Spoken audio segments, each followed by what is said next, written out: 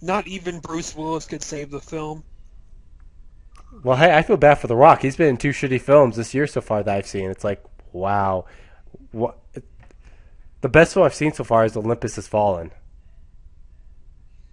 With Carl Urban, not Carl, with Grant. Gerard, Gerard Yeah, Butler Gord. and Yeah. Aaron Then Eckhart. again, then again, The Rock has always appeared in shitty movies, so that's really no surprising to me at all. It's like he hasn't done a good movie since what was it? Walking Tall. That was good. He was also good in The Rundown. If you ever saw that Oh, movie, oh, oh that was yeah, good. yeah, with Christopher Walken as the main bad guy. I thought that was a good one. Yeah, yeah. 'Cause I just love the open and finale shot of the rundown where he goes in there. He's like, "Oh, I'm such a big fan of your work. Can I get an autograph? Oh yeah, by the way, I gotta take you in." And then oh wait, Schwarzenegger was in that one, right? Yeah, he's in in the beginning where he tells him good luck. No. It's his line to The Rock is "Enjoy the party." It's like a passing the baton, like assuming that that The Rock was going to become the next big action hero. Yeah, he kind of did. He tried. I mean, the problem is he decided to start doing a lot of shitty kid films, which made no sense. Yeah. Look, I'm gonna do Oh the. yeah, The Tooth Fairy. yeah, that's all I was about to say. The Tooth Fairy. Because now there's two versions to watch: Disney one or the horror movie, The Tooth Fairy. Wait, there's a horror film about the Tooth Fairy? Last I heard, there's a horror film that's centered on the idea of there being this bad tooth fairy. Oh, I saw that movie. It was Darkness Falls. What That is that? was What, that's the one with the Tooth Fairy, the bad Tooth Fairy, where basically at night, if you see her at night, she kills you and shit. So it's like, eh. There was also actually one film The Rock did do that I do like, even though it is stupid as hell. Doom. I still haven't seen that movie. Me neither. It's a stupid film, but it's fun to watch. It's an entertaining. It's a popcorn film. Because like the only thing I recall from Doom is seeing the TV spot for it where um, it basically describes what the film was about, and then to sort of give a nod to bad language, you've got The Rock going, "Holy," like he's going to say "Holy shit," and then it cuts to Doom, boom, Yeah. censorship. It was the first time I seen Carl Urban's in that movie. Oh, Yeah, he's the good guy. Carl Urban plays the good guy. Yeah, Rock's the bad guy. Oh, what a shocker! Oh, Speaking of Carl Urban, I'm still waiting for my freaking Dread 2 sequel. Damn. Yeah, and in other news, Paramount recently got the entire rights for Friday the 13th. And they've got the rights to make movies for it, for the name, the likeness of Jason. I'm going, that's a shocker, because back in the day, Paramount didn't give a shit about Friday the 13th. They were embarrassed. They didn't want to associate with Friday the 13th at all. And here, they got the rights for the next 5 years. So my first reaction was, wow, Paramount actually giving a shit about Jason. Who knew? And the next then Friday the again, it third. made. Oh, Oh, you go on. oh well. Next Friday 13th, Jason versus The Rock. That's something a Robot Chicken would have made. Oh yeah, speaking of Jason, I saw this T-shirt on on on Amazon. It's got the hockey mask and the WW WJD. So instead of the what would Jesus do, what would Jason do? And and part of the letters are in blood. Hmm. That interesting. Does this show Jason on a cross? No, no, no. It just shows it's a black background, hockey mask in white, which I think the markings are in red, and the the lettering of what would Jason do, just the first letters of each. Oh, it'd be kind of funny if it would actually see Jason on a cross. That would seem kind of insulting, in my opinion. I mean, that would be crossing it a bit. That's the point.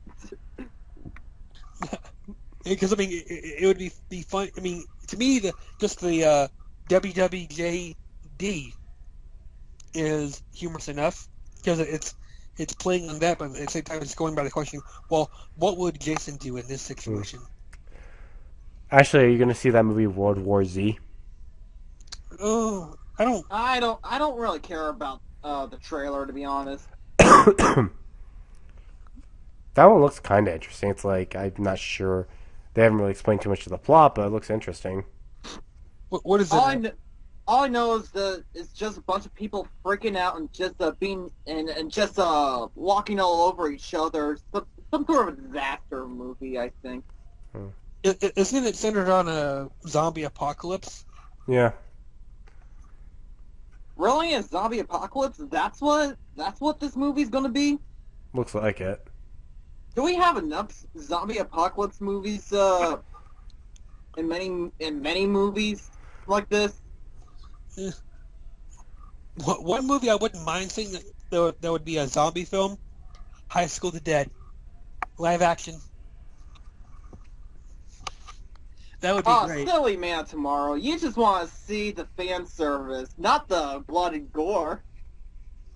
Both. And you would be lying if you said you would be lying if you tried to say the opposite. Oh, I don't want to see it because of the fan service. Yeah.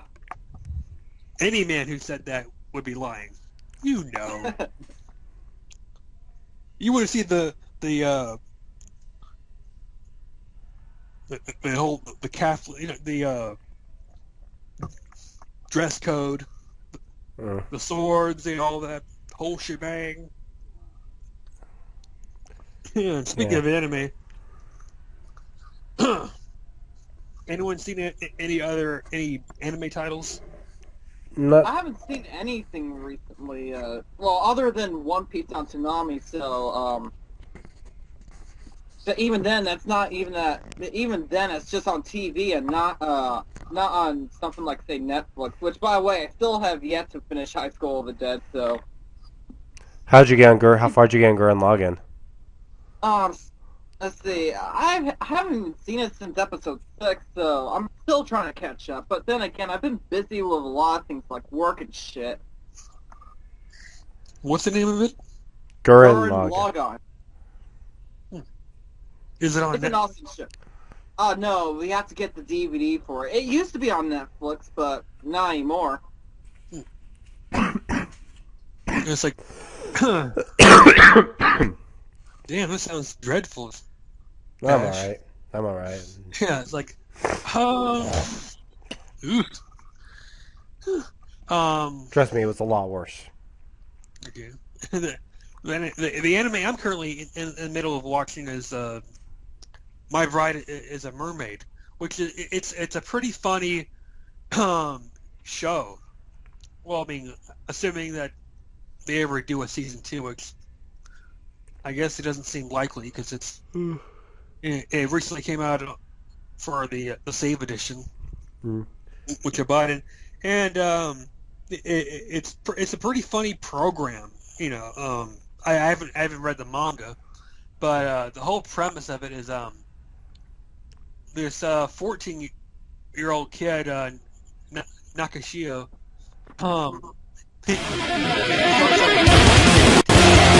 his grandmother's to spending summer vacation there, and he goes out to the beach and nearly drowns, and this mermaid saves him.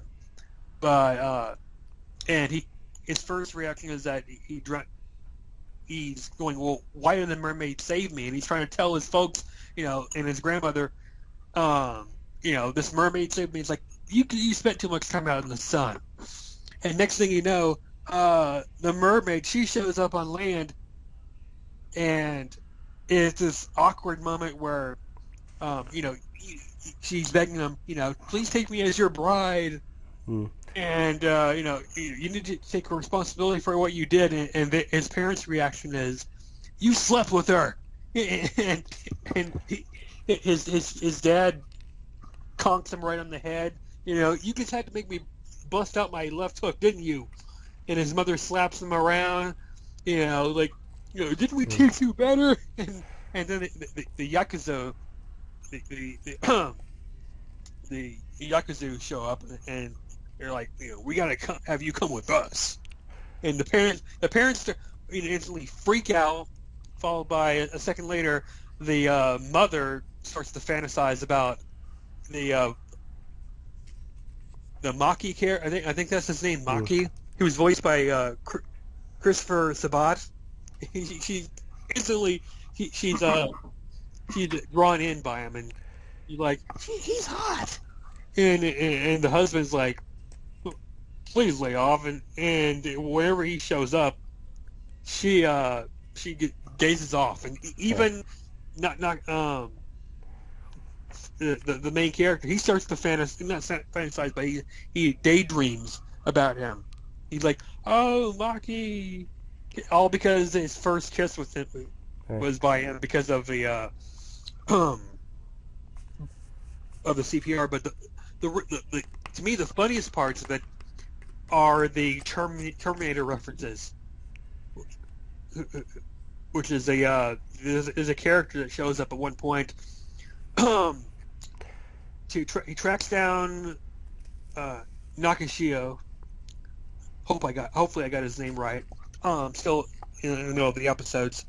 Shows up at a school, goes after him, and there's this other character that is voiced by Eric Vale, who's a rival of the main character because he wants Sun as his bride, and he's freaking out. It's like, why is it? He's got the sunglasses. He's real buff. Shoots a bazooka at him, doesn't stop him, and then the real humorous part is at the end of the episode.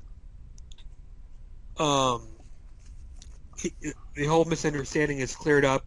He goes off. He turns out he's this pop star's father, and instead of going off to his, I guess it's revealed he's also a yakuza, a gang member, and the funniest part is he goes, okay, I'm going back to work. He goes right past the helicopter, goes into, like, I guess this bin that's used to burn up trash, opens up the hangar, steps aside, and he's lowering down, and you hear the da-da-da-da-da, and does the whole thumb up from Terminator 2.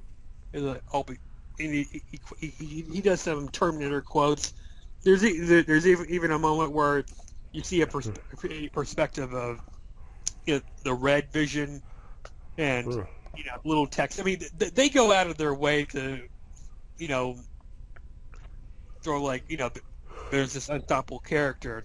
I keep thinking to myself, is James Cameron going to sue this company?